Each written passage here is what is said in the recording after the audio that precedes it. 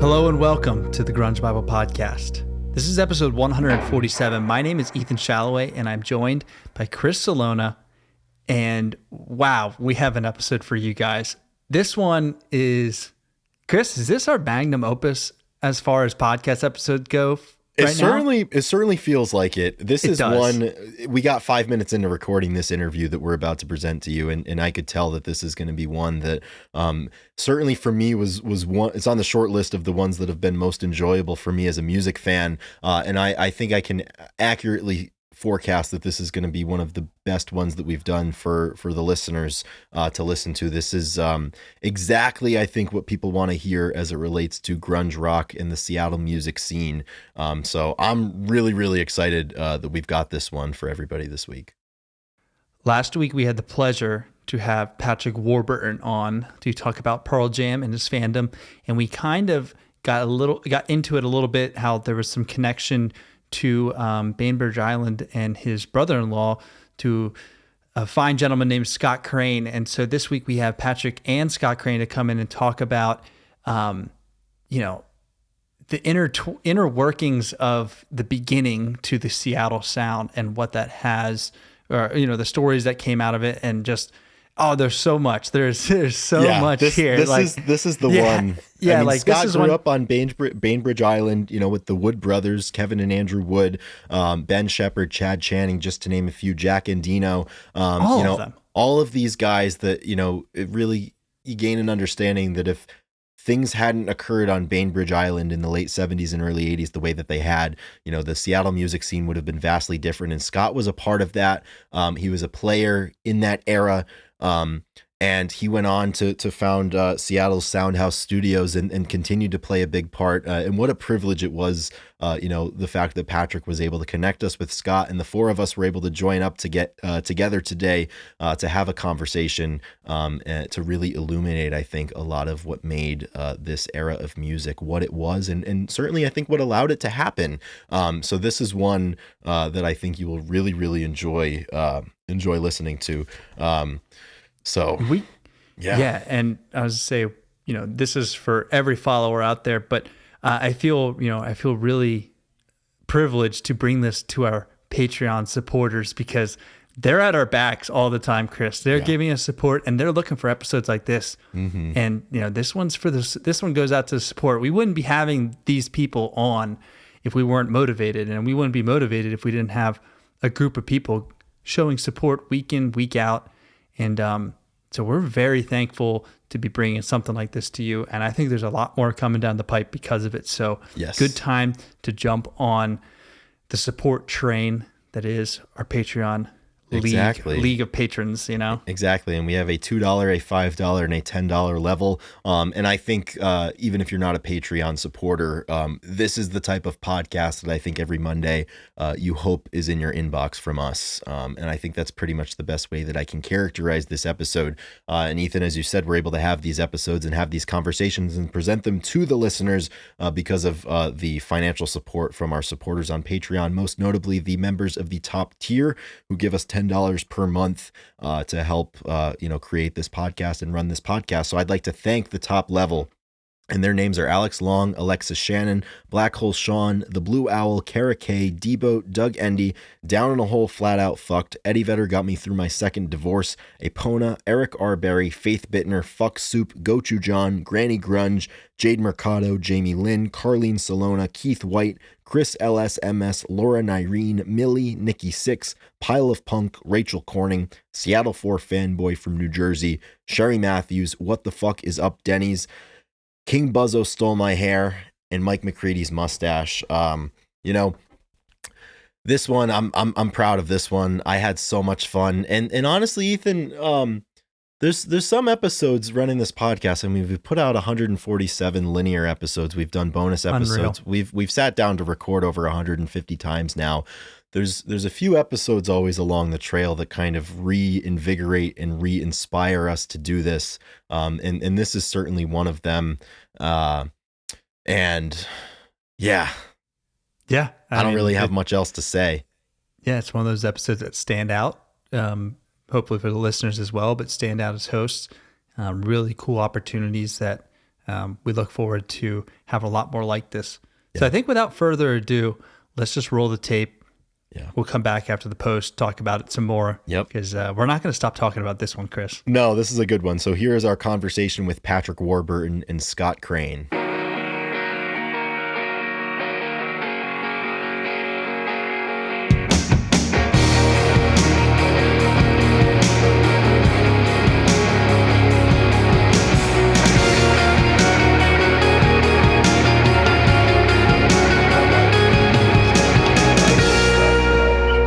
This shit out.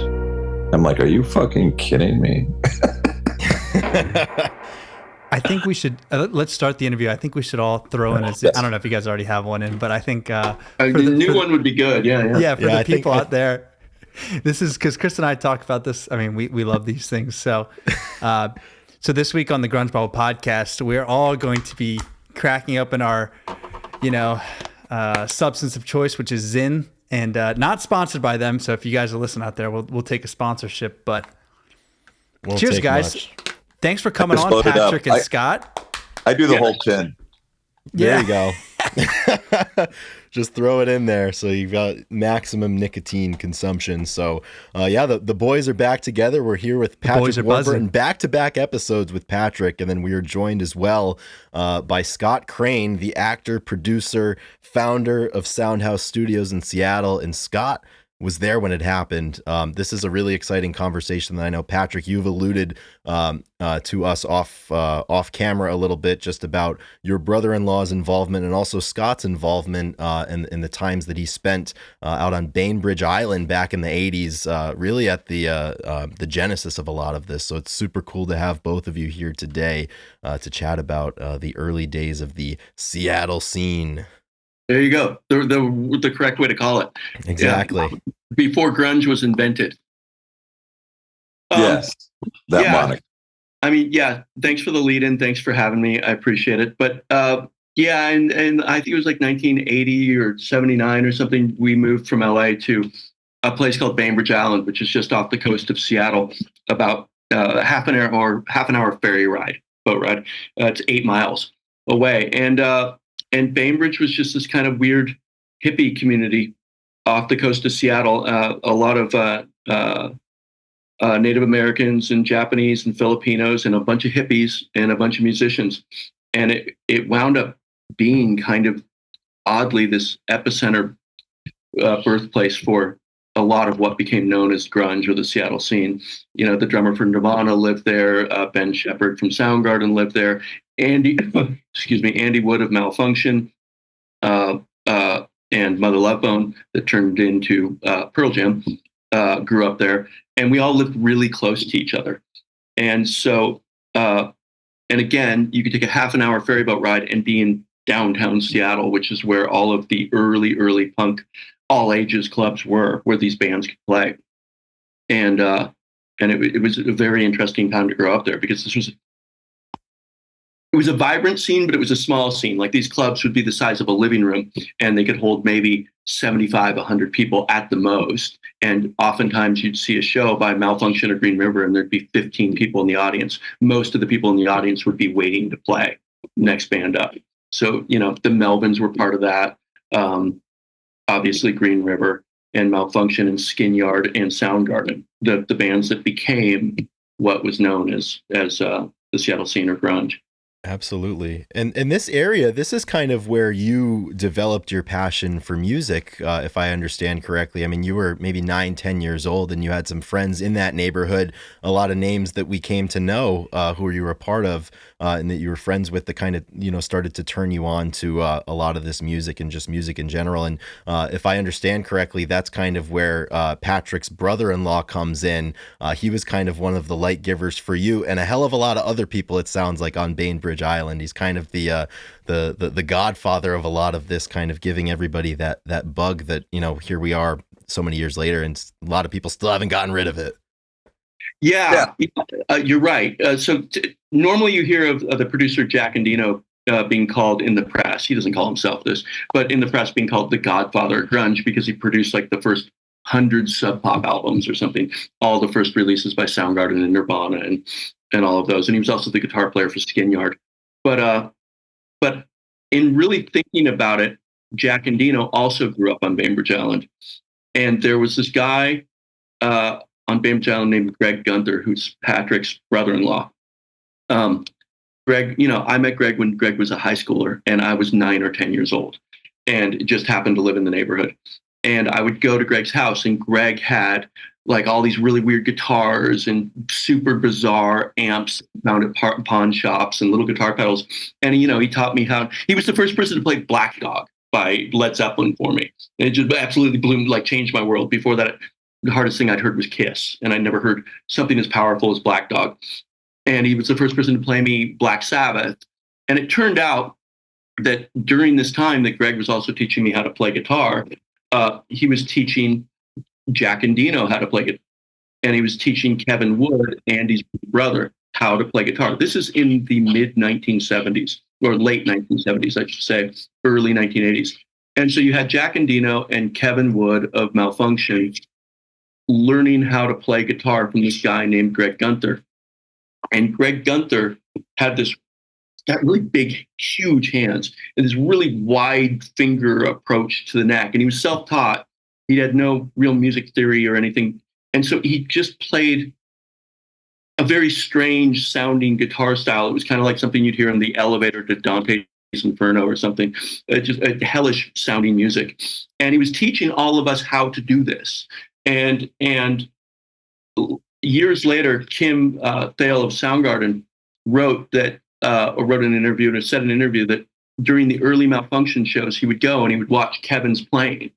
And it was kind of like, kind of Steve Vai style, but not so musical, really, not so perfect, more hellish.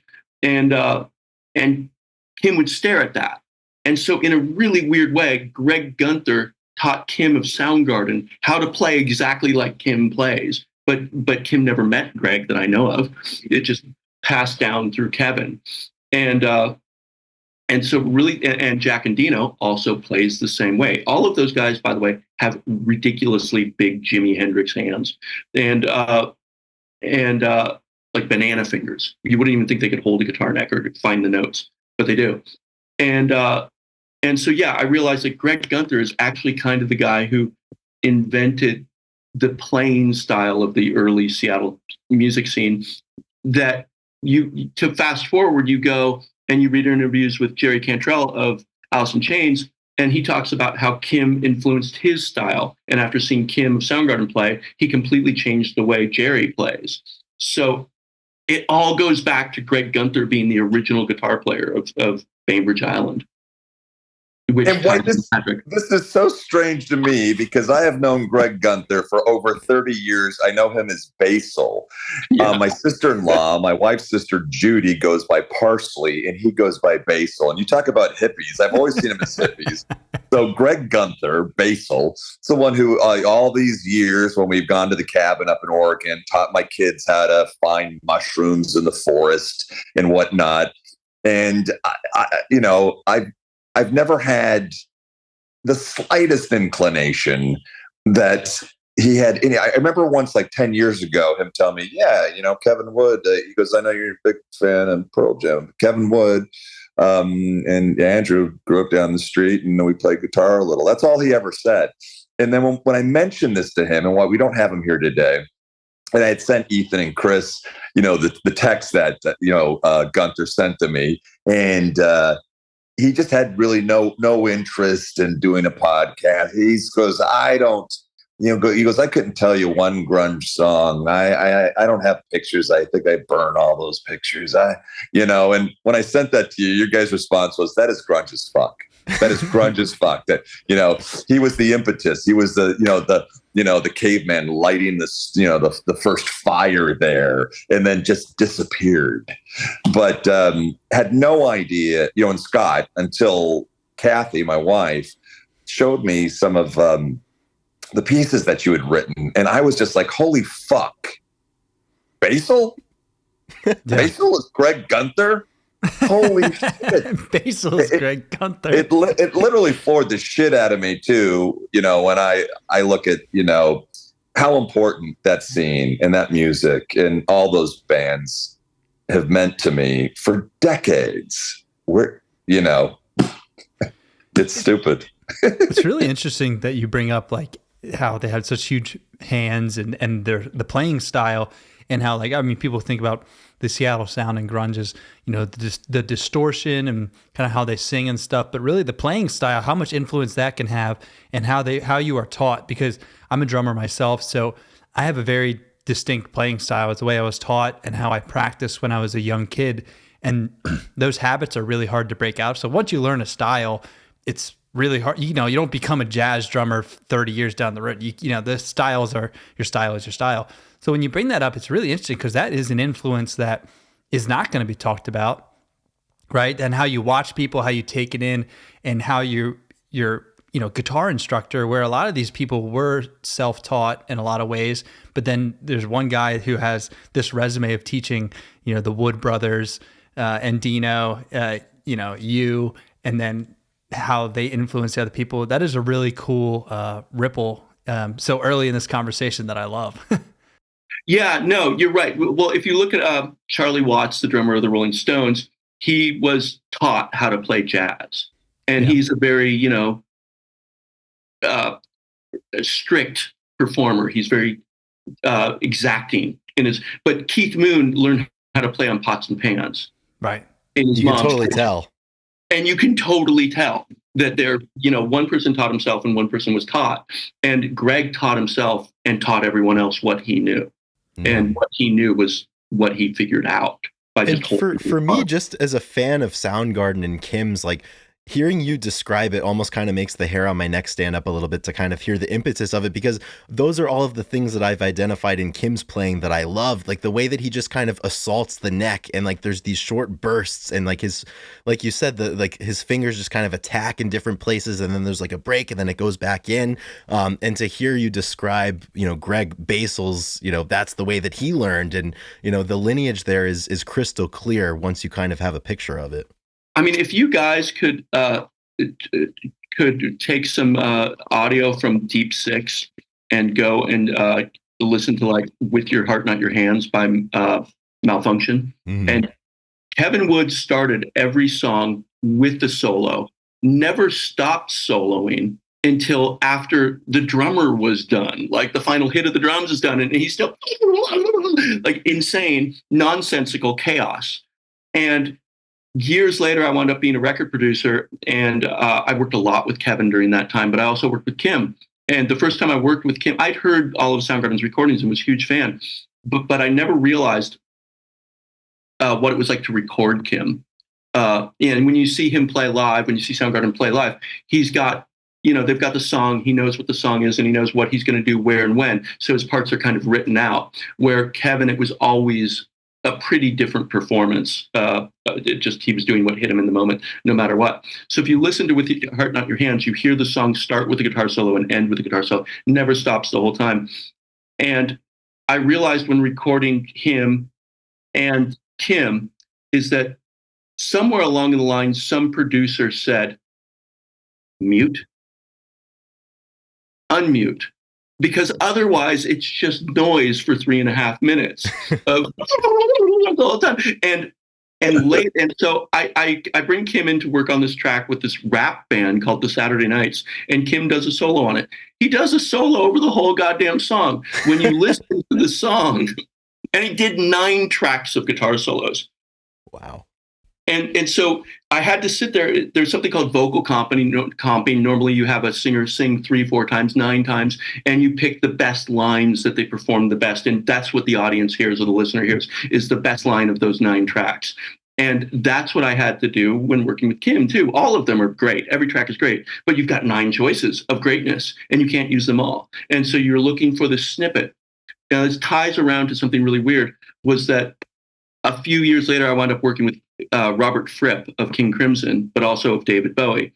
And you listen to like, I think it's Fame, or one of those songs that the really distinctive guitar playing by Robert Fripp on a David Bowie track. And you just, every couple of minutes during that song, you just hear this crazy little guitar line, this little flourish. And I realized, and at the time when you're listening to it, you're like, wow, that was so creative to just do this little blah, blah, blah in the middle of Fame. And you're like, wow, cool guitar line. And then I realized while recording Robert Fripp, it's like, no, Robert Fripp did that for 3.5 minutes, and somebody decided to unmute that one part and then mute it again. So you only hear this like 3-second snippet of craziness, and that's where that comes from. No one ever muted Kevin. Clearly, somebody said we got to turn off Kim while Chris is singing. So or turn his solo off while Chris is singing.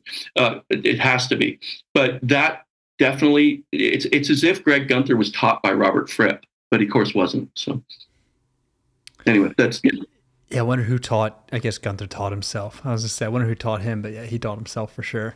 No, I went on a camping trip with Greg Gunther in the 80s, in the late 80s. We walked 50 miles into the Olympics, and it was a trail that he made and had made before, and it almost killed both of us. But we get to this camping spot. The guy's crazy. He's a salt of the earth, sweet human, so sweet, but he is crazy. And we walked 50 miles into the Olympics, and I think we're going to die. And he's got this camping spot in the middle of nowhere that he's built a hot tub in. He dug a hole down into the dirt, put a tarp into it. He's got all these brass pipes that are coiled up, and he siphons water from one river into these coiled pipes over a fire, and then the hot water comes out into this ditch that he's dug with the tarp in it. And he's got a hot tub out there. All of a sudden, 2 days into that camping trip, this guy named Tom Faffel, that what did everybody call him? He had like a mushroom name. He was like he was kind of a tricky dude. No, like more Portobello. Like Nerm. His name like Sherm or Nerm. So instead of Sherm, everybody called him Nerm. Tom Faffel shows up, who was a guitar player for this band called Feedback with Matt Cameron and Daniel House of Skinyard. Feedback basically turned into Skinyard without Nerm, and instead Jack Endino was a guitar player. But Nerm shows up 50 miles in the middle of the Olympics, and we were talking about guitars, and Greg actually said, Nerm is who taught me. And I didn't really remember that until after I wrote the Soundgarden story, that it was actually Nerm who taught Greg. But no, Nerm didn't teach anyone else. So Greg kind of took Nerm's bizarreness and spread it to Kevin and Jack Endino and whatnot. So there's actually the real kernel of truth that no one knows. Yeah, it's funny hearing you tell that story and seeing Patrick's reaction. I'm just like, what the hell, Basil? That's my brother-in-law. Yeah, that's amazing. I worked with Nerm at this, and Chad Channing of Nirvana, the drummer of Nirvana, and Nerm, and a guy named Monkey Seeker, who turned into his name is John Evison. He was in a band called March of Crimes with Ben Shepherd of Soundgarden, and Steve Nelson of The Accused, another early Seattle band. We all worked at a place called the Streamliner Diner on Bainbridge Island. And on the Melvin's first album, you can see Buzz Melvin wearing a Streamliner Diner shirt. But Nerm was a much older guy than all of us. He was like 10, 15 years older. And he worked we all worked as dishwashers at the Streamliner Diner on Bainbridge. And Nerm had framed above the dishwashing pit his degree from the University of Washington for whatever it was in. But it was such a funny thing to be washing dishes in a dishing pit and see this framed University of Washington degree. Like, this is what it got me. This is so cool to hear. Like, I'm just thinking about the guys that I used to play music with, and the little scene we have, and there was obviously this high school scene going on, and the young 20s, and just the people that and what they became. Like you said, you guys were all washing dishes together. You all would go out and go camping together, and then like they have all these bands that they've influenced over the years and been a part of. It's just, it really is. I mean, that's so cool. It's like the Goonies, but like everybody became like the Seattle sound that everybody knows. So we got the Streamliner Diner with all those musical guys working there, and then across the street was a Chinese restaurant that Kevin Wood and Andy Wood worked at in the dish pit. Bainbridge Island is one block. To explain it to your audience, Bainbridge Island is roughly the same size as Manhattan. It's 3 miles wide by 17 miles long, but there were only 17,000 residents, whereas Manhattan's got like 12 million. And so it was really, it was cow pastures and farms, and you would walk to your neighbor's house. It wasn't densely populated at all. And because of those cow pastures and fields, there were a lot of psychedelic mushrooms on that island. And basically everyone was kind of tripping balls all fall long. And yeah, I don't know how much Greg wants this out, but Greg taught everyone how to go out there with bread bags for storage and fill up bread bags with psychedelic mushrooms. And taught everybody how to. Yeah, he taught everybody what to look for. And so yeah, that was also a big part of the Seattle sound that no one talks about, is that people talk about, well, it was like punk and metal combined. What they don't realize is how much psychedelic music like Pink Floyd and King Crimson and prog rock actually had to do with it. The one band that really exemplified that the most was Endino's band Skinyard with Matt Cameron. Is they were prog rock with like art rock with a metal punk touch. And I think that is actually the best explanation of the early Seattle sound bands, in which, you know, all start with that record Deep Six, which was 85 or 86. And again, that was Soundgarden, Green River, the Melvins, Malfunction, and a band called the U-Men, which were a little bit older than everyone else, but they were included, rightfully so, as kind of godfathers of that scene. But the grunge scene that people know around the world would be, you know, the later bands, Nirvana and Alice in Chains, and then what turned into Pearl Jam and whatnot. And I think that's the thing, like as a general fan of that era of music, and even me when I started learning about it, like you had no idea how much groundwork existed prior to, let's say, 89 when Bleach came out and whatnot, and just how these guys had been, you know, playing music in a whole bunch of different projects. I mean, we've probably mentioned, you know, 8 or 10 different projects that existed prior to that, and it's got all the players, you know, that would end up being in those bands together, and how wild it is. And I think there's got to be something in just kind of that area of Bainbridge Island and, you know, 17,000 people, probably the lack of things to do other than, you know, just play music and forage for mushrooms and consume them. You know, there's a lot there that's conducive to that. It was pre-internet. Maybe someone had an Atari, but those were kind of boring. And, you know, after an hour or two. And so there wasn't much to do but kind of woodshed it and play guitar. And we didn't have any instructors besides Greg Gunther on how to play music. And so, yeah, you're right. All we could, and it rains all year except for maybe 30 days. And so you can't go outside and play. The MTV wasn't even born.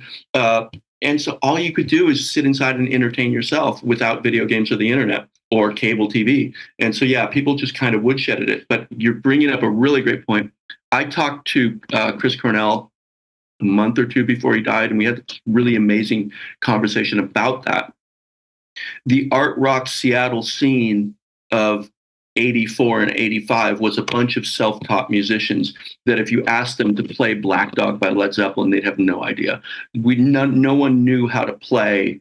We could do Smoke on the Water, sure. But, you know, we weren't trained musicians, and we didn't know how to play covers. If you wanted to learn how to play, say, Stairway to Heaven, you would have to find a guy who knew how to play it, walk to his house or hitchhike to his house and beg him to teach you how to play Stairway to Heaven, or try to learn it by ear. And not very many of us were gifted enough to really do that.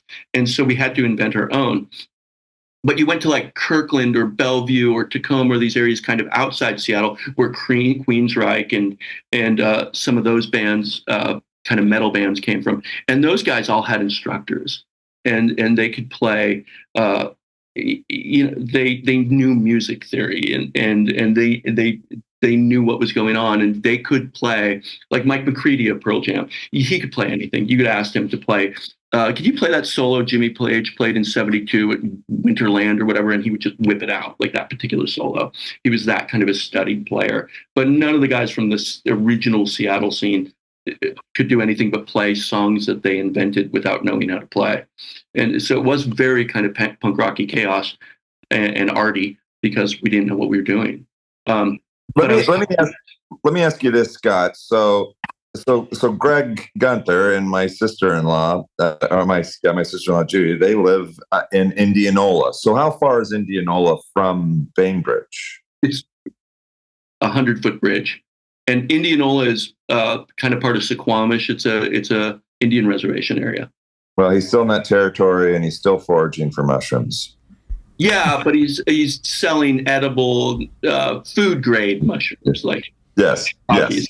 Yeah. Yes. No, Yeah.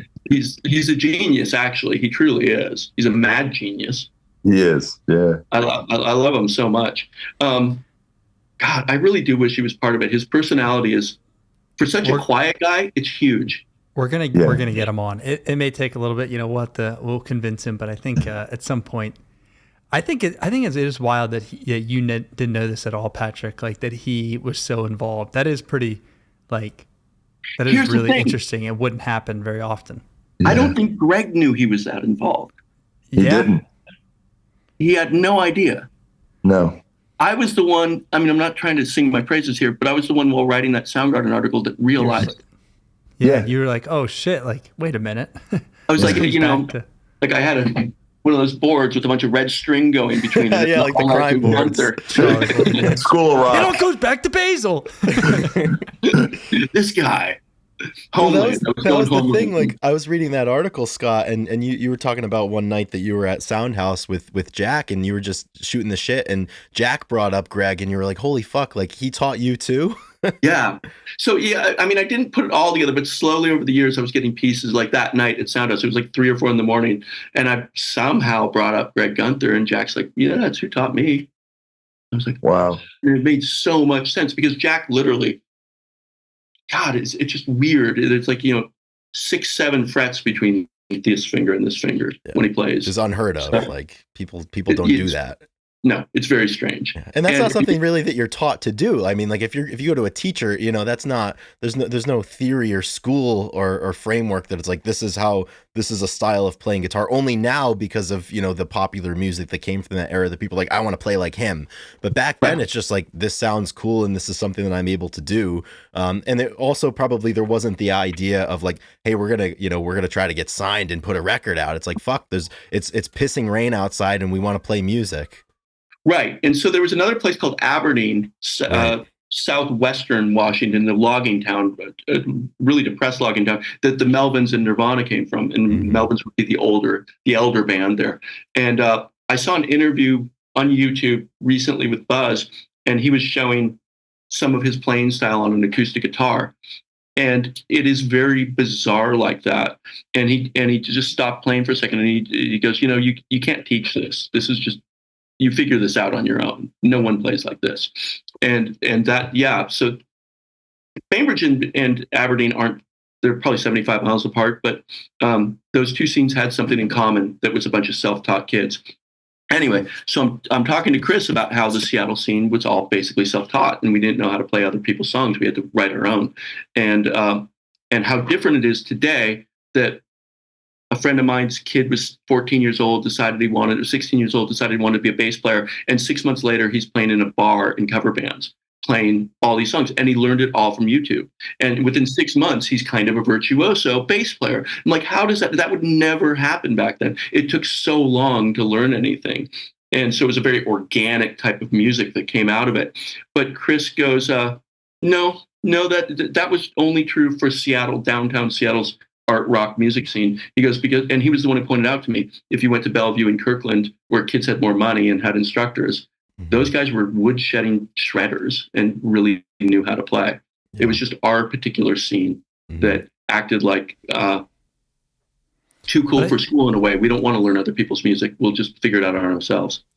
And what came out of that? Like a total new sound that changed rock and roll. I mean, that's the whole thing. It's like they didn't use other people's sound and style to recreate. That's why you get this whole new set of sound and set of bands that was different, and people like different. That was like, it struck a chord with a lot of people. So yeah, and that's the thing. We were talking last week with Patrick about it. I mean, you talk about some of the most influential eras in rock music. I mean, you've got the British Invasion, and then since the Seattle scene and everything that occurred there from the late 70s until the mid 90s. I mean, that's still to this day the most recent, and in my opinion, one of the most significant movements and eras and periods of creativity where you're really making something new.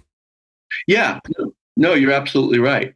And I'll say, and I want to just to back up a hair with Jerry Cantrell, I would say he was probably a shredder and really talented and had his own thing going before he saw Kim of Soundgarden play.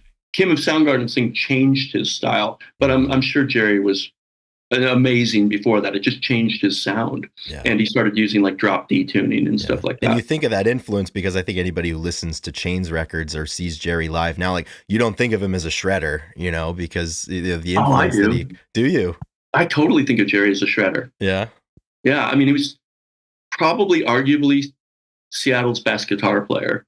Yeah. I mean, you know, on almost an Eddie Van Halen level. Mm-hmm. The versatility that he has too. Yeah. And also the fact that he sang so many of those vocal parts that when you're listening to the record, you think it's Lane, but you're like, oh, that's actually Jerry. Mm-hmm. Yeah. One of my favorite things to do is I go and I seek out, you know, isolated vocal tracks or just, you know, people will repost like just Jerry's parts on Chain songs. And you don't realize until you do that how big of a part that he played. You know, it was so much more than the guitar parts and the vocal harmonies that they were able to do and just how talented of a singer he was and still is. Oh, yeah. No. And the writer. Yeah. He wrote most. Yeah. No, that guy's a monster talent.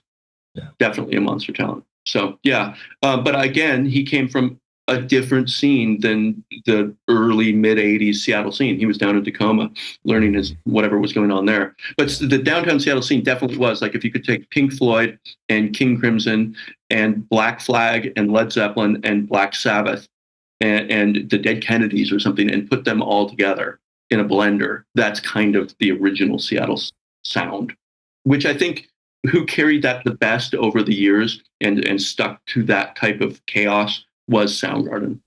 Yeah. Mm-hmm. I would agree with that 100%. Yeah. Where Nirvana was kind of punk meets the Beatles as the songwriting progressed, as Kurt's songwriting progressed, it was kind of Beatles, it was kind of punk. Soundgarden was definitely that chaos art rock. Yeah. You know? And very psychedelic at the same time. Super psychedelic. Yeah. You listen to Black Hole Sun and that period of song, and you can hear that'll trip you out. Yeah. We talk about that a lot when we people. There's such a heavy band for a lot of people, and then you listen more, and you're like, this is really funky and psychedelic and very confusing rock in a good way. Oh, that's something that I don't think anybody ever wants to talk about from the Seattle scene. How much white boy funk influenced that late 80s sound. The Red Hot Chili Peppers and Faith No More, and oddly, the band called the Ohio Players, which was not white boy funk. That was, but actual funk band from the 70s. But Alice in Chains, the original version of Alice in Chains was like glam rock funk. Yeah. Malfunction had funk in it. Soundgarden did a cover of the Ohio Players' Fop.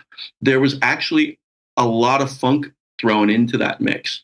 So what a bizarre mix of music. Yeah. Mm-hmm. Yeah. I guess that's what it was. Is all these people are listening to King Crimson and Ohio Players and Pink Floyd and Black Flag and the Dead Kennedys and Black Sabbath and trying to make their own music of what they like out of all of those. And they came up with this whole new thing that was like nothing ever heard before.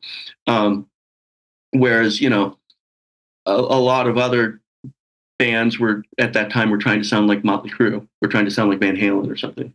And there was a formula for that. There was no formula for the grunge or Seattle sound music. It was come up with it on your own. Yeah. There was also an element of soul, of it too. Deep soul. Yeah. Well, Temple of the Dog. Yeah. That's a soul album. Yeah. Temple of the Dog is definitely. I actually think it's. If you include other bands from Seattle like Jimi Hendrix and Heart, I think Temple of the Dog belongs in that realm of Dreamboat Annie and a Jimi Hendrix record. Like this is like one of the best records ever to come out of Seattle. And that's really where Pearl Jam comes from, honestly. Right. Yeah, is Temple absolutely. of the Dog. Yeah, especially with, the ending of Andrew Wood's life and everything. And obviously, I mean, you had a front row seat to a lot of that, the birth of Malfunction. I mean, going to school with these guys, living in the same town as Kevin and Andrew and kind of, seeing that firsthand and kind of their development as musicians and the stage presence that they would have. I mean, that's something that, I'm not able to experience, obviously, having not been there at that time. But I think that's the one thing when people talk about Malfunction and Andy Wood and Mother Love Bone, it's like the presence that they had and the charisma is unbelievable. Yeah, he was Seattle's court jester. He was like the David Lee Roth of Seattle without being. At that point, nobody thought David Lee Roth was cheesy. He was funny, and he was definitely the clown prince of Seattle. and he lit up every single room. I mean, he was always playing in clubs with 15 people, talking to, the nosebleed seats at the arena and acting like he was, in a huge arena concert when there was literally 5 people in front of him. And he would do weird things like stop a performance midway to pull out a pancake maker and make pancakes for the people in the audience and then get back to playing. That's awesome. How Andy Kaufman of him. Exactly. Or, it was like a punk rock heavy metal show. And one time he just like sees a chair off to the side of the stage and grabs it and sits down and puts his bass down and like rolls a joint and continues to roll his joints and just hands them out to the people while Kevin's just sitting there doing this in the background. He's a noodling in the of the crowd. He's back there noodling. Smoking doobies with everybody. But yeah, I think if Andy had lived, obviously we wouldn't have Pearl Jam because Mother Love Bone turned into Pearl Jam once Andy died. But I don't think Mother Love Bone, I personally don't think Mother Love Bone would have survived much longer anyway. So maybe there would be a Pearl Jam. I think Andy was destined for his own solo career. When you listen to the best songs that everyone would say this is Mother Love Bone's greatest songs, it's always Andy and a piano. And so Andy was really becoming his idol with Elton John, basically. Yeah, that's a great point. Andy was really influenced by Kiss with the white makeup and all that during Malfunction, and the theatrics of Alice Cooper and Kiss. He also liked Wendy Williams and the Plasmatics. He liked the outrageous, but he liked the outrageous of Elton John. And when you listen to his piano playing style and his songwriting style, Elton John was his clearly, and Queen, Freddie Mercury. They were both piano playing singers, and that's where Andy was headed. And I don't think anybody who knows him or knew him would say, yeah, that's clearly what he was. Mother Love Bone probably would have ended, and Andy would have gone on to do his own thing and been an outrageous frontman, like Freddie or Elton. So that's awesome. But Andy's death, inspired Chris to write the music for Temple of the Dog, and Chris asked Mother Love Bone to be his band essentially, with Matt Cameron on drums, and Stoney and Jeff were already talking to Eddie down in San Diego and flew him up. And Chris asked Eddie to sing backgrounds on, I think I'm going Hunger Strike. And I think that was it. That was clearly that put that band on the map and launched Pearl Jam in a big way. Yeah. So, sometimes out of death, something new grows. Yeah, absolutely. And obviously, this era and this scene of music, I mean, that's something that there's a lot of history and a lot of occurrences of that, of death and tragedy, and different creative projects, Foo Fighters. Right. Exactly. Foo Fighters. Exactly. And even, the newer iteration of Alice in Chains, and even just, how many, peripheral musicians were inspired by those people. And maybe when they had passed away, that kind of moved them to create in a different way, or, certainly write in a different way. I mean, all of the songs that have been dedicated to these guys. I mean, first and foremost with the Temple of the Dog album with Andrew. Yeah. I saw an interview recently with Rivers Cuomo, the singer of Weezer, who's the first song he learned how to play on guitar was Smells Like Teen Spirit. Wow. And nice. So, you would never guess that, especially that he learned so late. But, 3 or 4 years, he's amazing. 3 or 4 years later, after Smells Like Teen Spirit comes out, and he's learning to play that first song on guitar, he's got a video on MTV. So that guy's talent is immeasurable. But that scene definitely did inspire a lot of people for sure. And talking about inspiration and influence. Chris and I, we went to school together in Pittsburgh for about a year, and then we both transferred, went our different ways to. He went to Iowa State, and I went to Kentucky, and we were on the track team there. So we had friends, and we had an elder, our senior who was who lived down the hill, and he had a group of roommates that's where we went over to drink, and because we were underage, so we would go down, hang out with the seniors, and there's a group. They had a group of seniors that we were with all year. We were at their house. And he just had a wedding this past year, and we went, and me and Chris made it our point because they taught us, it's like so weird, the roommates that we interacted with, but they let us stay there, and they had this influence on us that is really hard to measure. And we got to see them after like 7 years, and we went and we were just like, guys, like, we don't know how to say this, but like me and Chris talk about you guys often, and like you guys really had an impact, and we learned, like quasi learned a lot. That's where we started listening to this music together, and that's where Grunge Bible was born. And I'm thinking about Gunther because when Patrick brought it up. He's like, that's really cool that Scott like felt the need to bring me up and point the influence because I had no idea. And that's exactly how it was with us. We were like, gushing. We were like, you guys like, guys saved our lives. We were like you guys remember us? Yeah. Yeah. And they were like, wow. And they were like, that's really cool. Like, I'm glad that we were like that for you. And that was pretty much it. It wasn't anything more than that, but it was like the influence that you can have on people when you're younger, especially, and you don't necessarily know what type of, where it's going to lead them and how a small moment can mean so much. Like that hike into the Olympics could have been like, for Nurm or for any of those guys, that could have been like so pivotal to like their music career that, they're talking about those guitars. And I love the idea that these small moments have these lasting impacts and influences on some of the greatest songwriters, just everyday people. And it was a great parallel. I was just thinking like, it's so funny that to me that, Greg has no idea like what type of impact he had on all of this.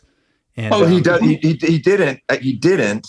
And it takes somebody like Scott, and otherwise history becomes forgotten, or somebody that might have been an integral place in history. It always comes back, ultimately is that one person who's like, was there and, and said, well, wait a minute, this guy actually had an impact. Nobody knows that. Yeah. Honestly, what you're saying, Patrick, right now, if Greg hadn't, this is really where it goes. If Greg hadn't taught Endino wouldn't have produced all of those original sound, the Seattle bands, and Nirvana would not have been discovered. Yeah. It's literally that chain of events.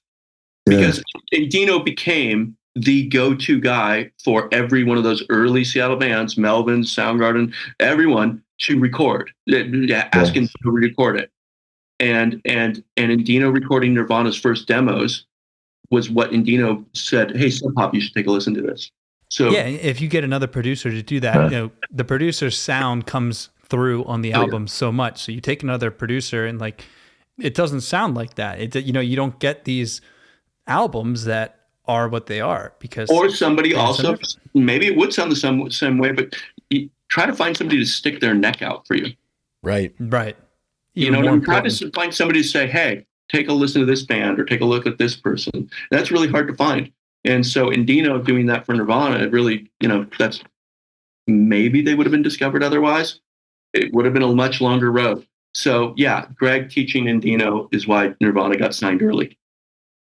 I mean, butterfly effect, right? Yeah, that's unbelievable. I'm still digesting all of this. You guys gave me another epiphany though. Lack of fathers. Yeah. Lack of fathers. Kurt didn't really have a father in his life. The Woods didn't have a great father in their life when he was around. Greg grew up pretty much fatherless. I grew up fatherless. I don't know about Endino's situation, but and I don't want to talk about other people's family that maybe they're not deceased yet, but obviously Lane and Jerry didn't have great relationships with their fathers. Right. When you listen to a song like Rooster. So I know Chris had a difficult relationship with the current Cornell father. So I think that's another thing is growing up isolated, not having mentors except for guys that are older than you. That's where this epiphany came from. Guys who are 5-6 years older than you, teaching you what they know, and they become kind of your father figure mentor. That's a big part of that Seattle sound is a bunch of lost kids. Yeah. I remember talking to Jerry about Rooster and his father, and I got the sense from him that his father actually appreciated that, in a way, it sort of, immortalized, his father and his legacy, from Nam and all that as a sniper. Yeah. Wow. Yeah. That would be another part of that influence of that time is the echoes of Nam for those kids or brothers or older brothers or whatever. Right. Yeah. And a conversation like this, I think, really kind of illuminates that, you know, the sum of all of these parts put together. I mean, you have like the familial situation, you have the time and place they grew up, the era, you know, the musical influences, you have the backdrop of where these people were growing up. I mean, I even think of Mark Lanigan, the Screaming Trees, growing up in Ellensburg, a similarly desolate town where there weren't, you know, there weren't many things to do, and you know how you're learning from different people in town, and you're struggling with family life and just kind of a lack of direction of the future, and kind of all of these things come together. And there's just weird situations where I think those elements can kind of forge a certain creativity that you really almost can't access unless you have all of those things, you know, stewing within you almost. A perfect storm. Yeah. I keep thinking about the simple, like, you had to be there, right? Like, do you have siblings, Scott? I didn't mean that to be a funny joke, but like, if you like, or if anybody had another brother, like, there would be just like that, just having another person in the family, in one of these families, it would be like another person. How many Vietnam vets just take a screw in a light bulb? How many? You wouldn't know. You weren't there. I was waiting for the follow through right there. How many producers does it take to screw in a light bulb? How many versions of that? Does it have to be a light bulb? Yeah. How many producers does it take to not get Can audio we get it feedback cheaper on a Zoom somewhere call? else? That's hilarious. But the idea, no, like, but if there was psychedelics, I got to say that everybody talks about heroin in Seattle. That came in much later. All of those, goddamn, we were all so high on mushrooms and acid. There was so much acid around. And I just saw a clip 2 days ago, Chris Cornell in 2013 or 14, about to introduce Born on the 4th of July. I think it was the Showbox in Seattle.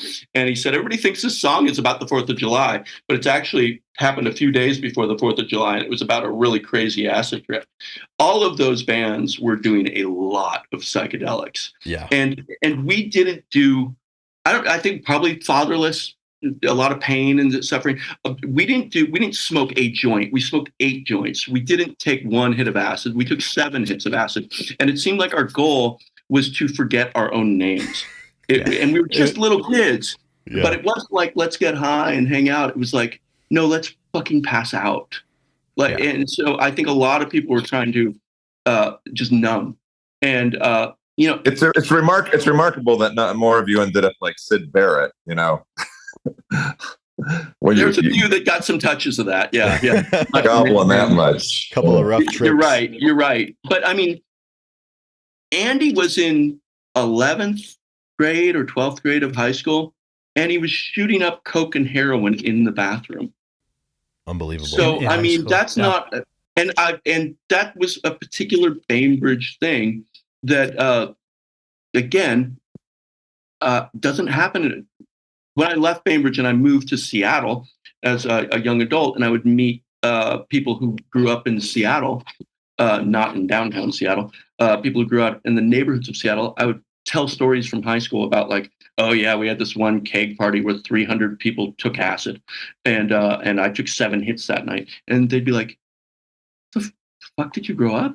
And it was there was even for people who grew up in the city of Seattle, they didn't have experiences like people weren't shooting heroin in high school. No, that's kind of weird. It was a really extreme thing. And I learned that, psychiatrists in Seattle joke, oh, you grew up on brain damage island. It's like a thing. They're like that place messed people up. And a big part of it was that it was a half an hour ferry ride to First Avenue in Seattle. First Avenue is essentially the very first skid row in the nation because they used to skid logs down the street into the ocean from chopping them down on the hill, and they called it Skid Row for that. When the logging industry died up there, it became a place where homeless people and destitute people lived. You took the ferry boat from Bainbridge Island with lunch money, and saving up your lunch money for a week, and you could buy any street drug you wanted, heroin, acid, terrible cocaine, really weak marijuana, pot. But then and then in 10 minutes be back on a ferry boat, and your parents wouldn't even have known that you went to Seattle or that you haven't eaten lunch all day long. And so there was a ton of drug use going on before it really turned into heroin. Andy was the first guy I knew to do heroin. He was young. but that, and when Andy died, I'm not even sure that Lane and Kurt were doing heroin yet. He really led that race, racing to death.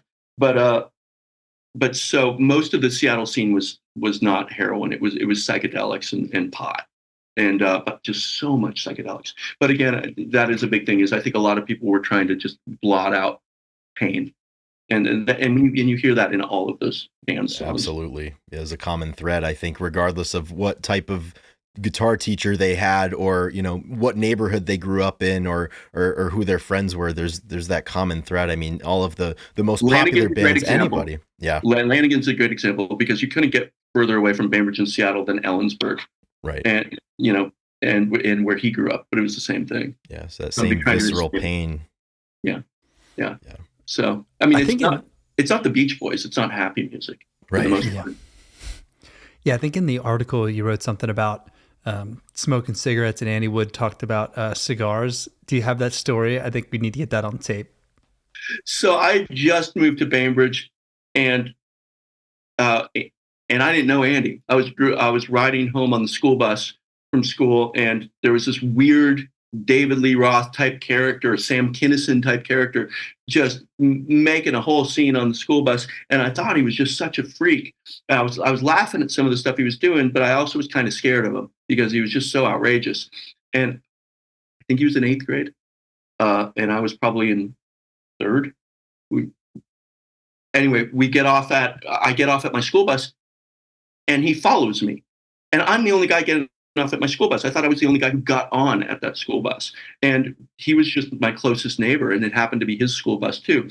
And I was scared. I think he's actually stalking me off the bus. And he gets off, and we start talking, and I had stolen some cigarettes from my mom, and I'm trying to be cool, and like at 3rd grade, right? Yeah. And again, so I'm trying to be cool, lighted up a cigarette in front of this older kid, and he's like, "You can't smoke cigarettes; those are cancer sticks." And then I was looking at him, and he's saying that I'm going to get cancer, and he pulls out a cigar and he puts it in his mouth, and I'm lighting it, and I'm like, "Well, what the hell's that?" And he goes, "Cancer log." It's so much better for you. Cancer log. Again, we were all racing to death. Yeah, 3rd grade, ripping darts with the boys. Yeah. Ripping logs. Yeah, ripping logs.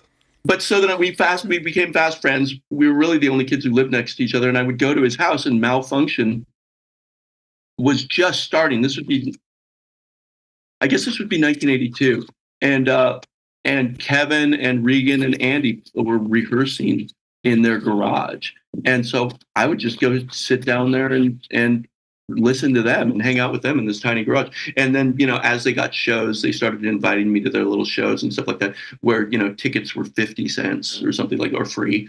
And there is a very, very funny story that it's either in Everybody Loves Our Town book or Grunge is Dead, where it's an oral history. So one person tells a story, another person reacts to the story, and then they go back maybe to the original storyteller to get comments. And I told a story about how Malfunction, Andy and Kevin and Regan really wanted to play the high school dance. And, high school dances were cover bands. They would play the Romantics. And, right. Crowd pleasers. Yeah, exactly. Jay Giles Band or something. And they didn't know how to play any of those songs. Oh, yeah. They were just kind of a punk rock noise band at that point, and truly punk rock noise at that point early on. And they were so mad that the high school wouldn't let Malfunction play the high school dance. And so some Seattle cover band came in to play the top hits of the day. And Andy and Regan snuck into the high school dance with Mace and maced the band. Maced who? The cover band. Oh my gosh. 6, 7, 5. You take your cover songs and shove it up your ass. Oh my gosh. That's down the dance. And so I told this story in that book, in one of those books. And then they went, and I don't know why he did this, but they went and asked Regan if that happened, and Regan said, "No, that's an absolute lie. That's a rumor." And then they asked Kevin Wood if that happened, and Kevin said, "Yeah, they did that." We're gonna try to save some face all these years later, I guess. Yeah. Like like, I'm like the coolest story. Who would deny it? You maced the cover band. That's amazing. Yeah, especially after all this time. I mean, like most stories in time, regardless of what type of wrongdoing existed, there's a certain statute of limitations on like judgment. You're not going to jail. And at this point, you know, that's gold. No, I just love the idea of some dorky Seattle band doing a cover and getting maced in the middle. And I want to see that in a movie. Yeah, no, that's the type of stuff that would go on in a movie. And I have to wonder after the macing if Malfunction stormed the stage to take care of the rest of the night. No, they ran outside. Yeah, you can't stay after that. Yeah, you can't stay after that. You got to go. So hearing all this stuff and you know the legend behind the island, what was it that allowed kind of everybody to get out and become successful and these bands to live on? Because it sounds like a recipe for a dead end and disaster. And you could argue, you know, with the people passing that it was, but you know, they really did explode for a little bit and there was a lot of success that came out of it. So how does that even happen? Well, you know, there was peripheral success going on during the early 86 to 88 scene of downtown Seattle musicians, where Queensryche had already made it. And Queensryche submitted a basement video to MTV of a music video of theirs. And that's where Queensryche got discovered. Malfunction also submitted some kind of video to that. Obviously didn't win, but Queensryche won. And so there was this, wow, you can get signed. And Queensryche was not part of the Seattle scene at all, but they were only like 8 miles away. But they were playing a real kind of commercial metal sound, a slick, polished metal sound. And that's not what any of us were. And there was that, I think, pressure of like, oh, maybe we got to, you know, do a little bit better. But nobody did. Nobody took it seriously enough to get more commercial. But, you know, Chris Cornell, if he was, you know, with us today, he would admit Andy like led the charge of they were the first. I'm not sure, either Mother Love Bone or Soundgarden were the very first to get signed, but it was like, you know, a month apart or something so close that it's hard to really say unless you're probably Susan Silver could tell us which one got signed first. But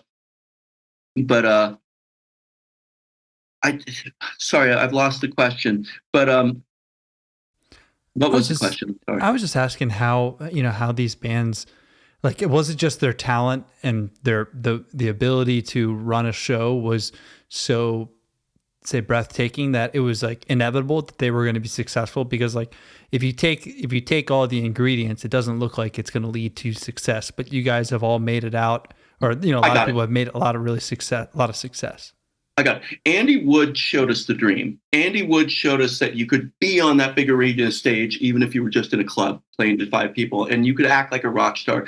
And where the other bands were just kind of getting up there and playing their songs and happy to have a place to play. Andy was clearly dreaming of rock stardom. And I've heard Chris say this in an interview that Andy showed him that he could dream bigger than just playing, and then he could do better. And I think honestly, that first single from Sub Pop of Hunted Down by Soundgarden that did get college radio play in like New York and other cities.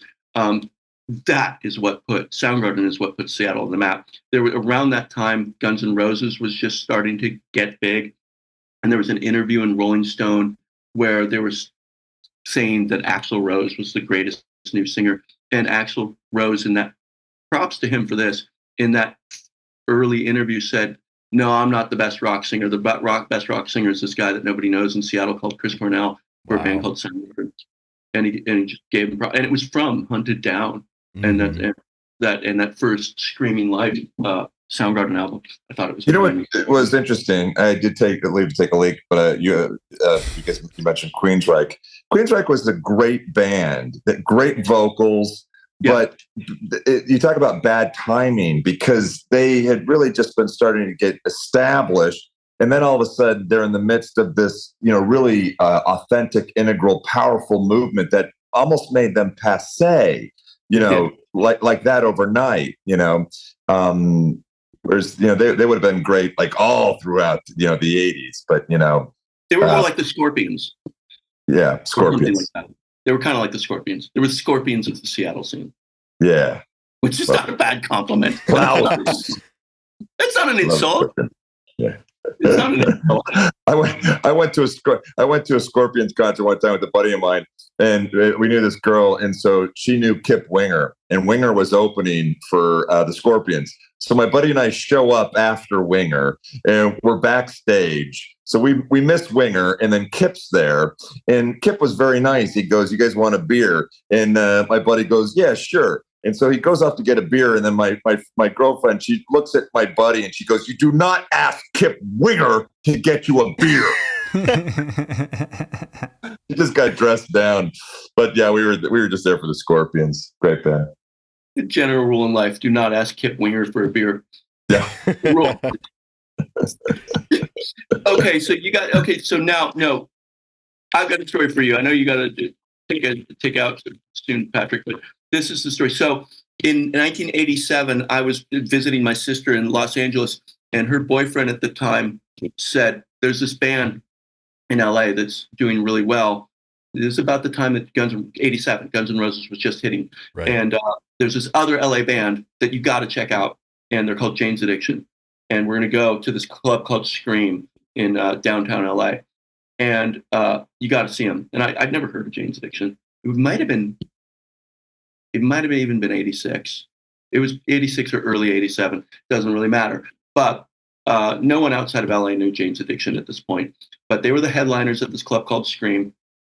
And we go there, and Seattle's Green River is opening with Mark Lanigan and Stone Gossard and Jeff Ament and Bruce Fairweather and why am I blanking on the drummer's name? Greg Gilmore.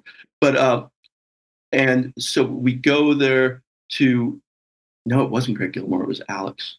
Anyway, it doesn't matter, the drummer of Green River. So we go there to see Jane's Addiction, and all of a sudden Green River is on stage, and Mark Arm, they did a cover of the Neil Young's Needle and the Damage Done. No kidding. And it was the last song Green River played on their set. And I remember thinking, like, because I knew Andy was already doing heroin, and I'd heard rumors that maybe Mark was, Mark Arm, and, you know, with a name like Mark Arm. And so I'm thinking, like, wow, this is a really fucked up show for them. They don't seem happy on stage. They seem like they're falling apart. Mark seems like kind of a mess. Stone and Jeff, or Stoney as we called him back then, seem pissed, and not a good show. And then they closed the set with Needle and the Damage Done. And I was like, oh, this is getting dark. Oh, yeah. Fuck. They broke up in the van on the ride home. But I read later that Stoney and Jeff watched Jane's Addiction. And here comes Perry Farrell onto the stage, absolutely commanded the crowd, total court jester clown, not like Axl Rose at all, not heavy metal, totally alternative and weird and funky and crazy with dreads down to here, and very strange looking, and huge personality. And what I read was Stone and Jeff said to each other in the van on the ride home is that we got to break up Green River and get a guy like Perry Farrell. And they both said Andy Wood. And they came home and essentially convinced Andy Wood to leave Malfunction and join forces with Green River and become, I think they're called Lords of the Wasteland or something. And before they settled on Mother Love Bone. But so that is another weird connection where LA does tie into Seattle, in that Jane's Addiction influenced Green River becoming Mother Love Bone. Wow. Right. And who knows if Perry knows the influence of that moment and then being on stage and how that led to Mother Love Bone really perform. I've written that story quite a few times, and I really hope he's seen that. Seen it, yeah. Perry and Chris Cornell were close because of Lollapalooza, right. And probably close with actually Jeff and Stoney from Lollapalooza. So he probably does know the story from the sources themselves. Yeah. But when Jane's Addiction played Seattle, the two first times before the album Nothing Shocking came out, Soundgarden and Mother Love Bone opened. So there you go. And then that must have been from that LA show, that when Jane's Addiction came up to Seattle to play the Moore Theater and then the Paramount Theater the next year, that they asked Mother Love Bone and Soundgarden to open for them. There's the connection. There is a connection between, and then of course, first Lollapalooza, Soundgarden and Pearl Jam. Pearl Jam. So Exactly. Perry kept them in his back pocket. Yeah, and But I know Eddie was a huge fan of Perry and Jane's as well. I mean, he would go and see them all the time back then. Obviously, being in California in the earlier days too.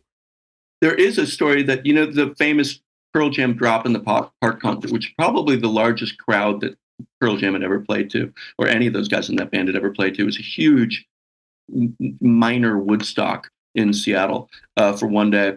A massive crowd out at the birthplace of Soundgarden. This park that has a sculpture called Soundgarden that makes noise when the wind, like haunting, eerie, discordant noise when the wind picks up. And that's where Soundgarden got their name. Pearl Jam had their Drop in the Park concert there. It's the famous picture of Eddie throwing his microphone up into the rafters, climbing up into the rafters, and swinging down into the audience. Everyone in the audience, myself included, thought he was going to die at that. Like it's the microphone cord would break. He would fall to his death, or cripple for the rest of his life. You watched the because I know he would do that oftentimes during Porch, and he may have done it during Porch at that show. And you hear interviews, and you can just watch the facial expressions of the rest of the guys in the band on stage, like looking up, like trying to continue to extend this jam out, so either their lead singer can get down or get it over with and die. Yes, and just like this has to come to some sort of resolution. I don't know if Eddie's done that since then. That was really he's going to die moment, like just one little misstep of the cord. Right. And everybody thinks about like the jump that he did off the camera at Pink Pop, but I mean that's miles more dangerous than jumping off the camera into the crowd at Pink Pop in '92. I mean crazy shit. Crazy. But what people don't talk about much is during that same concert, this was kind of Pearl Jam's real introduction to Seattle that wasn't in a club. Sure. It was, it was a huge audience. And Eddie stopped the show at one point or between songs, and he looks out at the crowd, and no one knew him. No one knew anything about him. He was a new guy in town. And he goes, "I owe everything in my life to heroin." And then they just started a song. And so most people took the takeaway was like, oh, Eddie does heroin too. But the truth is he was talking about Andy Wood, is that if Andy Wood hadn't done heroin, Eddie wouldn't be on that stage right there and then. And I got it at the moment, of course, but it was pretty surreal, heavy moment to what we're talking about, that butterfly effect. If Andy hadn't done heroin, Pearl Jam wouldn't be here. Yeah. So yeah, I owe everything in my life to heroin. Such a weird statement. Yeah, seriously, and one that maybe only a few people would have understood at the time. Obviously, having like you personally known Andy, and known the story behind everything, and it just goes to show you like that butterfly effect, how everything is, I think more so than a lot of other music scenes. And there's sort of this lore and mythology to this era that we were talking last week with Patrick about, just kind of how, the music draws you in, and then you hear about, everything that had happened. And I mean, this conversation has been probably one of the most illuminating ones that I've ever had about, everything that had gone into it. And that's why, for Ethan and myself, we were born in the mid 90s, we obviously weren't there. So the privilege that it is to be able to hear these stories from people that were there and people that had a connection to it, and, could kind of, in a way, like tell you what the room smelled like at the time, and what everything felt like. It's so inspiring. And this is why, this is the genre that means so much to us and to so many people, I think. Yeah, no, I agree. I will say, just finishing on the Drop in the Park thing, was that was the first time that I realized how big it was getting for everyone besides Nirvana. Nirvana already hit. Pearl Jam's record and Nirvana came out, I think, the same week. But Pearl Jam's 10 didn't do anything for about a year. Right. And I think it was Temple of the Dog that really made it take off.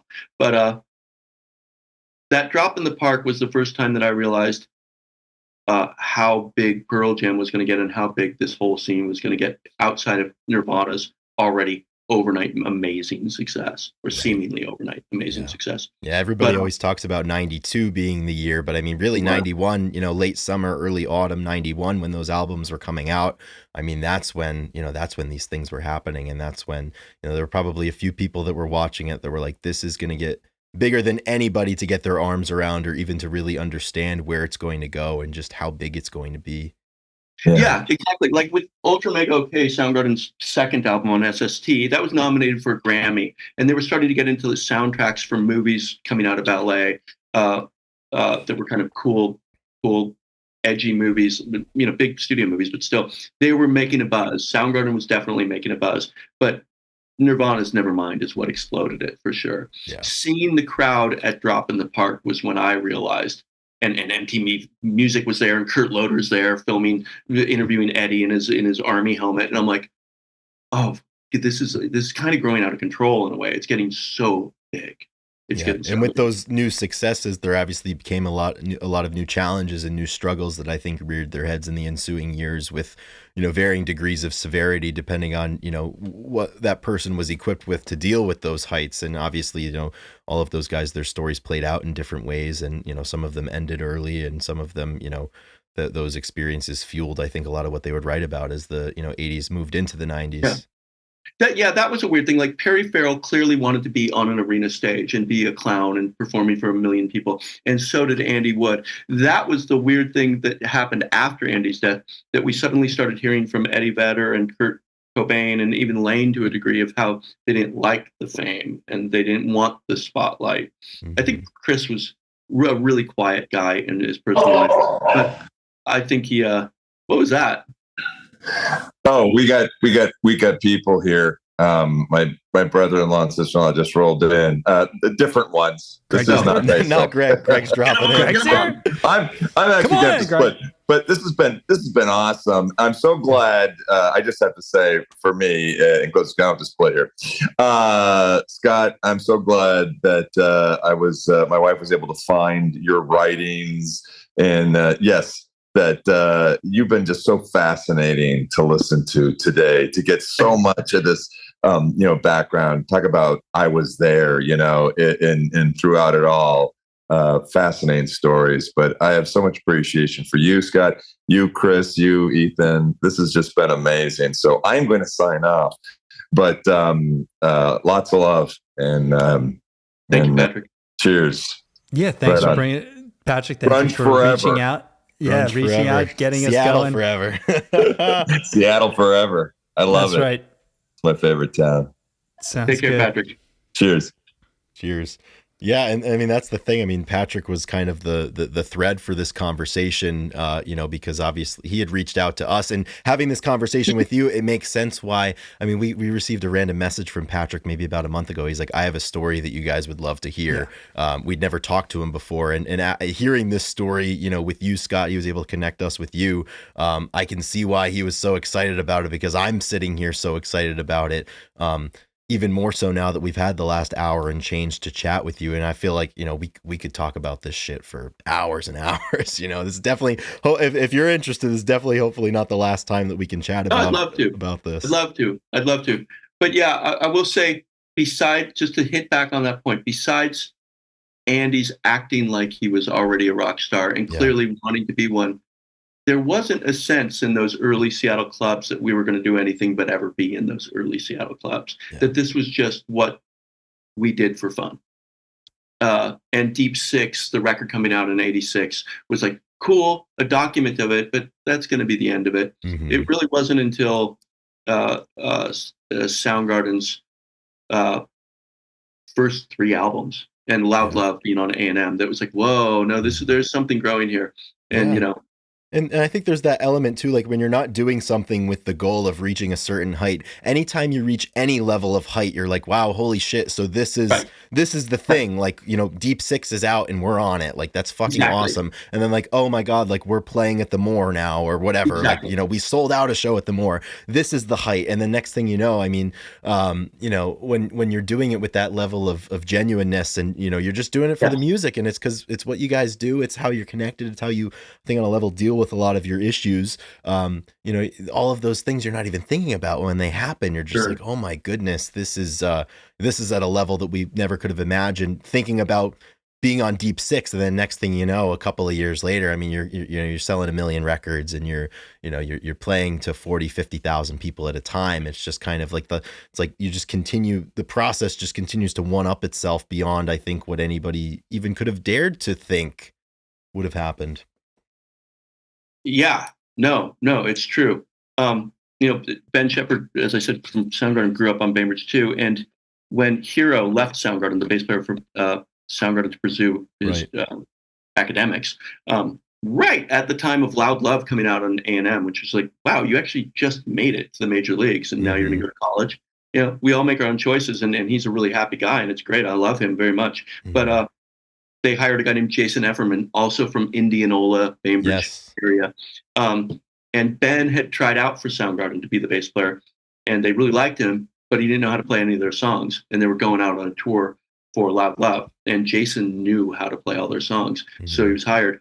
I don't know what happened with Jason and Soundgarden, but that didn't go as planned, and they wound up asking Ben to come back in.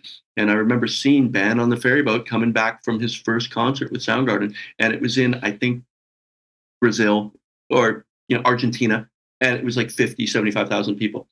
The last time he had played on a stage was probably 1986 with for like 10 his people. band March of Crimes. That was like 25 people in the audience. Talk about right into the fire. Oh my goodness. First show, 50,000 people. Like, are you nervous? You don't have time. There's no time to be scared. There was no time to be scared. No time to be scared. That's quite the debut. Yeah. That's quite the debut. That reminds me of. Here you go. Go ahead. Here's the story. So when I remember that Ben tried out for Soundgarden but didn't know their songs, and then they went out on their Loud Love tour, and he kind of woodshedded it during that time, but he didn't have a bass.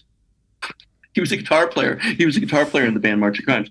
And so he borrowed Andy's bass from Kevin Wood and learned how to play Soundgarden songs on Andy's bass. And that's how you get the best bassists. You turn guitarists into, we need a bass player, dude. Yeah, yeah. And so when he auditioned the second time for Soundgarden, he used Andy's bass, and Andy had passed away by then. And the only bass he had was Andy's from Kevin. And so he auditioned with Andy's bass, and he played Andy's bass quite a few times in those early concerts on stage, because that was the bass that he had. And when I think about that, is that Andy never made it to the arena. He, Mother Love Bone played the Moore Theater at Paramount with opening up for Soundgarden, opening up for Jane's Addiction. It was the biggest they ever got. Otherwise, it was small clubs and bars. Andy finally made it to that huge arena stage when Ben Shepherd got on stage with his bass. Yeah, and I was like, wow, he finally did make it. That's the type of thing that just gives you chills when you think about it. I mean, just like the DNA that's on there, the sweat and all of the, in a way, the dreams that were channeled into that instrument, and, that instrument traveled a path to get to Ben, while Soundgarden had a bassist in Jason, and he's just learning the songs. The next thing that bass is on stage there. And obviously what a moment. And I imagine, Chris probably would have been aware maybe that was Andrew's bass, and sure he was. How important that would have been to him, and just what a moment that would have been. Yeah, I'm sure the bass part of it, being Andy's bass, hit Chris as well too, because Chris really loved Andy. And Chris said, after Jason departed the band, he said in an interview somewhere that he was talking to Kim about, that Ben guy. He had a really cool playing style, and he's from Bainbridge, and Andy was from Bainbridge, and those guys are all really weird over on Bainbridge. They're't. We should ask him to try out again. And that's how it happened. So Andy made it to that stage because of Chris and because of Ben. But also, Soundgarden wasn't that huge before Temple of the Dog either. I mean, they've been nominated for Grammys and whatnot and had Loud Love out, but Temple of the Dog was a platinum selling record for them. And so that record wouldn't exist if it wasn't for Andy. Yeah. And, it all, again, kind of winds up going back to Greg and Basil Gunther. Mm-hmm. Yeah, all of these fingerprints that are all over the place, where if you don't know and you don't talk to people that that know those stories, that were there watching it happen, you'd never know. But then when you learn these stories, you can so clearly see the influence that was there, and that's why, once again, it was just so unbelievably fun for me personally just to have this conversation with you, Scott. Thank you. Just to illuminate a lot of a lot of the background to, the music that has certainly inspired me, and that, it's served as a soundtrack to so many moments in my life. Well, thank you. I was honored to be a part of it. It was a lot of fun, actually. Good. So I I'm glad. appreciate We Yeah. like to have fun here. Hopefully it wasn't terrible. Oh, when it comes down to it, we have. I'll come back anytime you want me to. That's amazing. Thank you. Well, yeah, we'll definitely be calling you up, and we have people on, and we talk music all the time. But having people give firsthand accounts of being there, and then also being involved like you are. I mean, that's what the listeners want to hear. That's what the fans out there don't know, that they are missing out on. You know, like the information that comes through. It's. I think this is gonna be a really, really awesome episode for people to listen to and kind of be like, you know, did you guys, like, no one, you know, we didn't know this, you know, and it's not something that you can go find with a simple search, I guess. Like, There'll be a lot of digging, yeah. like, Be a yeah, lot of who digging. taught these guys guitar? Like, you're not going to find Basil's We've got name the answers except thanks for, to you. yeah. Well, So- just to finish on one little story was, so you know, Andy, Mother Love Bone and Soundgarden were the first bands signed from Seattle to major labels, and you know, Andy died the night before, or a week before the record came out on Polygram, and but Andy was the court jester of Seattle, and he was the guy who showed us the dream, and he was the David Lee Roth, Sam Kinison comedian of the stage, and the Seattle scene was so fun feeling. It was so, even though the music was heavy and dark with like the Melvins and Soundgarden and Artie with Skin Yard and the U-Men, and Mark Arm was very funny, and Green River was very funny, and Malfunction and Andy were so funny. Green River and Malfunction were kind of the clowns of the Seattle scene. Obviously Mudhoney were clowns too. But when Andy died, this palpable darkness fell over the city. And in downtown Seattle, they have these old historic lamp posts from the 1800s or something that are very beautiful and decorative, and everyone knows them. They're part of the culture and feel of downtown Seattle. And I said to Chris, actually, it was as if somebody took the lamp posts away, and the city is now different. The city isn't lit the way it was. The city isn't as fun and as beautiful and as charming as it was. And suddenly the city was dark and grimy and not as fun. And it got real serious. It got real serious really quick.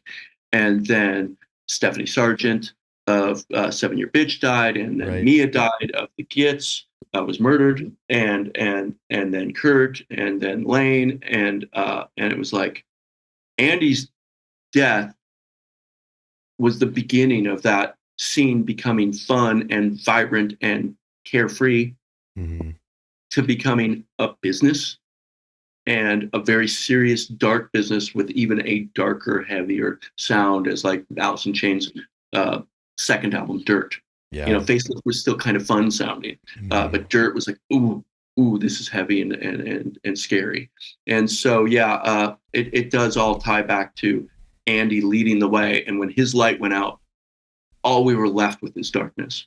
Yeah. And so it really sad. Yeah, I saw an interview once with Chris, and he said the same exact thing. He said up until that point, you know, of Andrew's death, you know, it was different, and a lot of people think that, you know, that scene died when Kurt Cobain died in April of '94. But Chris said, he's like, you know, you walk into the hospital room and you see Andrew sitting there, you know, hooked up to machines. You know, that changed everything, and it was never the same after that. And it's, you know, somebody with that much charisma and that much human spirit in them, you know, when they go away, certainly, you know, by the way that Andrew Wood passed away, you know, how could it not change things and change just the psyche of the town and the people that were in it, and certainly the people that knew him? Yeah. No, Chris was absolutely right. A light went out, and it was suddenly dark in the room, and it never left. It never left. Not until, you know, after Lane died and Soundgarden broke up, did it seem to lighten up at all. When you had newer bands like Death Cab for Cutie and Harvey Danger, and the new generation of happier sounding bands, did it kind of lighten up at all? But yeah, no, it was the music reflects of that, of like how dark it got. Nirvana's second major label record, you know, definitely touches on that Yeah, too. totally. Yeah, it was a lot darker. It was a lot darker. It was You can weird. Draw a It was line in the sand, like everything that was written before Andrew Wood passed away and everything afterwards. There's a tangible difference, I think. Yeah. And also, and again, going back to drugs too, it went from doing acid and mushrooms and smoking pot to doing heroin. Yeah. And it's a pretty dark drug. So Yes. Lane's music really reflects that. So kind of a somber note to end on. But there were a lot of good times. To spin it, I'm sure that there was a carrying of the torch when Andy, passes away. I mean, there's a lot of the people that like we need to continue on and persevere and continue playing music because that's all we have left of him. We need, make sure the bass gets on stage type of a feel like, Right. you're going to keep playing for your friend Andy, and that's what he would have wanted. He wanted to see all of his friends from Bainbridge Island, make it, and so I think that.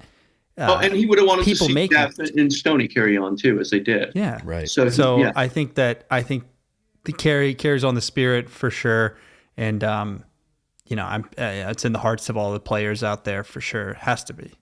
Oh yeah, yeah. There are, Andy and Kurt, I don't think ever played on the same stage at the same time, but there is an interview from Nirvana on MTV. Once Nirvana was hitting it, Dave was in the band.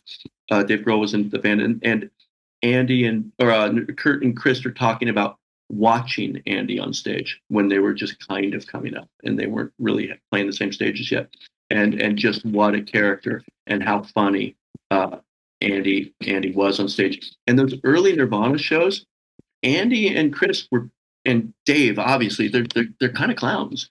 Kurt wasn't that dark little guy that people think he was. Yeah. He was actually kind of a clown. He was pretty damn funny. And Mark Arm was hysterical on stage. So there was a lot of humor in the Seattle music scene, including with Kurt. Buzz Melvin says it all the time. The Melvins are hysterical, by the way, and Buzz is really funny. Tad Doyle of the band Tad, hysterical, like could be a stand-up comedian. They all say it too. Kurt was funny.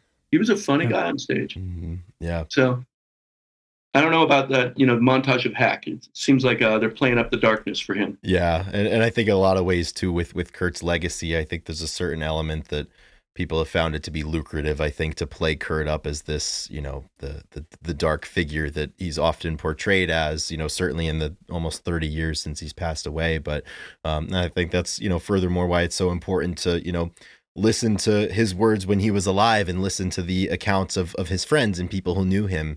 And right. I think, that's the best way to remember these people is, through their own words and their own work, and allow that to speak for itself. Yeah, no, I all of us have dark moments, and obviously Kurt had a very bad last month. Totally. And that last song, Pain, I think it's called, you feel it. You feel how bad it had gotten for him. But it wasn't always like that. Yeah. And yeah, sure, he had a shitty childhood, but everyone did. Literally everyone did, and we all having fun with it later on. So yeah, I definitely, I don't think he was that guy all the time. He wasn't. But boy, did you know him personally as well? Did you be able to meet him? Well. I was in a band with Chad Channing, the drummer for Nirvana, and Nirvana had a van to haul Chad's drums around and all their equipment. And my band used their van to get to gigs and to studios and whatnot with. And so we kind of shared this van for a while. And my band had this really huge, like 5x8 poster. And Chad and I were kind of drunk at a recording studio one day, and we decided to glue our poster to the outside of Nirvana's van. The next day, Nirvana was going up to Vancouver, British Columbia, get across the border, get into Canada to play a show. Back then, you had to kind of try to lie to Border Patrol about what you were doing. Yeah, we're just visiting, we're just tourists. You couldn't say we're playing a band because they wanted Canadian bands to play their bars. Sure. They did not want American bands coming in and play the bars. So now here they're trying to drive across the border with this huge band flag and purple plaster to the side of the van, which wound up in them getting basically strip searched and then apart and everything. Yeah. Kind of hard to be like, oh yeah, no, we're not a band. We're just here to go check out Vancouver. Yeah, exactly. When they've got like a gig flyer on the side of the van. That's incredible. Come out to the Rocks. And Chris were pretty mad about that. Yeah. But so I only met him a few times, and he was a nice guy. He actually came to the Streamliner Diner a few times, and he was just Chad Singer. That's how I knew him. Sure. And Chad gave me their first 45 because we were in the band at the same time, Chad and I, and with Kevin Wood actually, and it was me, Chad, and Kevin Wood, and he gave me their first 45 on Sub Pop, and then he gave me the Bleach album, and no one thought Nirvana was going anywhere. They were just kind of another Sub Pop band, like The Fluid and all these other bands, or Tad, all these other bands that were on the label, but. You're not gonna be huge. You're just gonna do what you're doing. You're just, this is what we do. And so yeah, I caused him some trouble at the border. But so yeah, one last question, and then we'll wrap it up for real. So why didn't you play? Were you playing a ton during the time? Like, how come you weren't in the bands with everybody that like the Malfunction and them? Couldn't you find a spot to play in the back? So I was in that band with Kevin and Nice. Chad and Steve of The Accused, and Pete Droge played on a couple songs. He was another guy who was kind of up and coming during the scene that Stoney was really trying to foster and help Pete's career out and got him on American Records and with Rick Rubin and all that.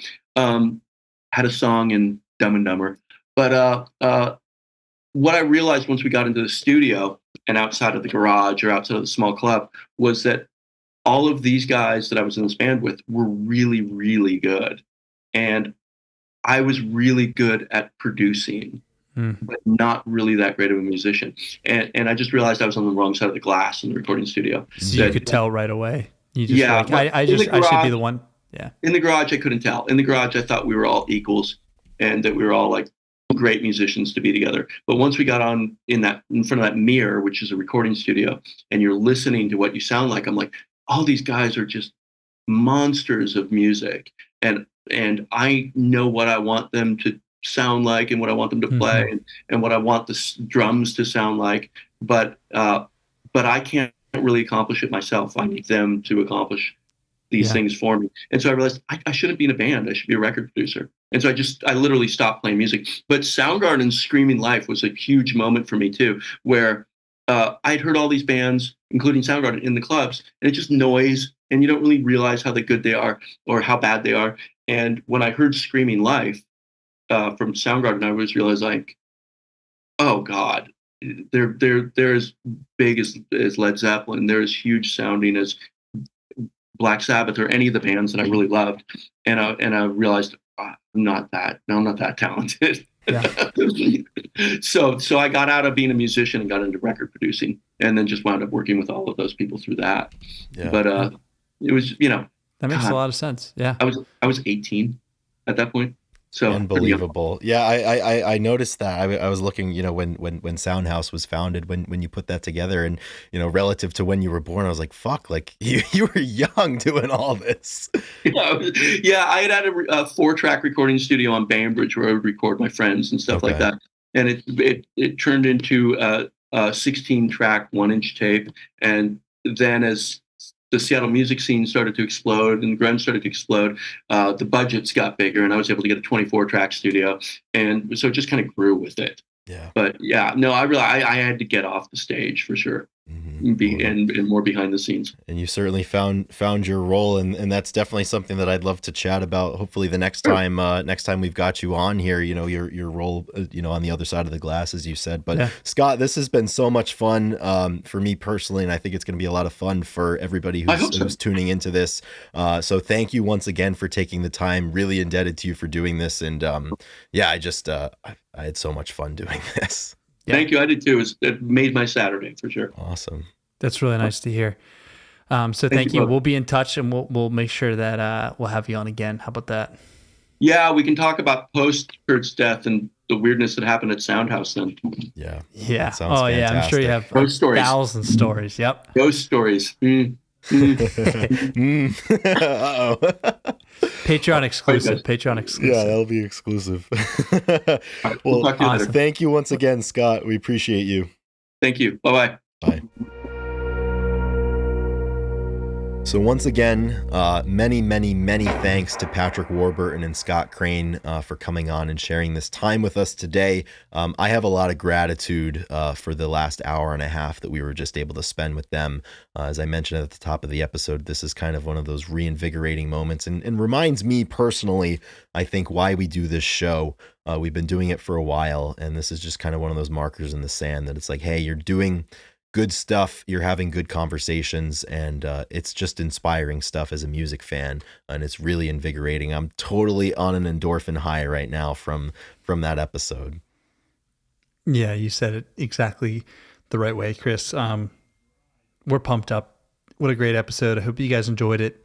And yeah, we're just thankful to do this stuff. It's like, there's just so many details in these stories that we're hearing, and the stories of bands in general. There's so many details that you may not have access to, or just you never have the chance to uncover them. So we're happy to be able to bring this to you guys and allow you guys to, have some fun learning about it. Yeah, absolutely. So as we mentioned, this is certainly not going to be the last time that we have Scott Crane on the show. We really just scratched the surface with a lot of things that we can discuss. Next time we have him on, we'll move off of Bainbridge Island and move into Seattle and get into his work as a producer. And he's got a lot of really, really good stories and was involved with a lot of the stuff that you all know and love. And he worked right alongside all of the people that have inspired you and that have inspired you and me, Ethan, as well. So Scott, really, really happy to have connected with him and have him in our corner. So that was really, really awesome. And shout out to Patrick, because he was Patrick, the man who made it happen. The man who made it happen. He's our light giver. You never know the importance of a moment, until it goes on, and we didn't know what we were getting ourselves into. So, right. Thank you everybody for listening. I think we're going to sign off with that one, Chris. Totally. And we'll just we'll see you guys next week, and we're going to keep doing this. And thank you again. Absolutely. Rock and roll, everybody. Take care. Rock and roll, guys.